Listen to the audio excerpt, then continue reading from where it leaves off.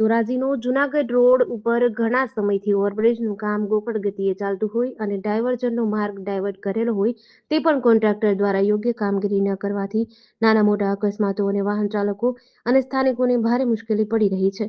આજે ધોરાજી આમ આદમી પાર્ટી દ્વારા અનોખો કાર્યક્રમ કરી વિરોધ પ્રદર્શન કર્યું હતું. ધોરાજી જૂનાગઢ રોડ અતિ બિસ્માર લઈને આમ આદમી પાર્ટીનો આશ્ચર્યજનક કાર્યક્રમ.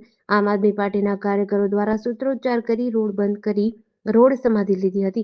આમ આદમી પાર્ટી દ્વારા રોડ ઉપર બેસી સૂત્રોચ્ચાર કર્યા હતા. આમ આદમી પાર્ટી દ્વારા જૂનાગઢ તરફ જવાનો રસ્તો બંધ કરતા પોલીસ પહોંચી ગઈ હતી અને પોલીસે આમ આદમી પાર્ટીના 3 કાર્યકરોની અટકાયત કરી હતી.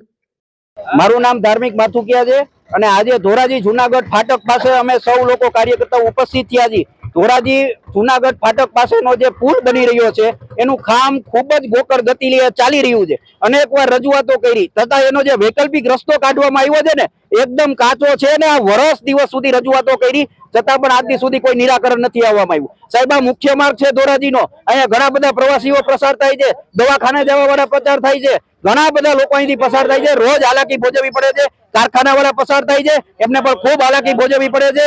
ત્યારે અમે ધોરાજીની જનતા વતી લડવાની કર્યા છીએ, કારણ કે ભારતીય જનતા પાર્ટી આમાં સંપૂર્ણપણે નિષ્ફળ ગઈ છે. કોંગ્રેસ પાર્ટી પણ પોતાનો પક્ષ રાખવા માટે અહીંયા તૈયાર નથી. ત્યારે ધોરાજીની જનતા વતી આમ આદમી પાર્ટીની ટીમ આ લડત લડવા માટે મેદાને આવી છે અને અહીંયા હું આ ધોરાજીની જનતા વતી આ લડાઈના માધ્યમથી હું આજે રોડ સમાધિ લઈ રહ્યો છું અને આવનારા સમયોની અંદર જો આનું નિરાકરણ નહીં આવે તો કાયદાકીયની સાથે સાથે રોડ પરની લડત પણ ખૂબ મજબૂતી રીતે લડશું. જેડીસી ન્યૂઝ સાથે વિપુલ ધામેચા, ધોરાજી.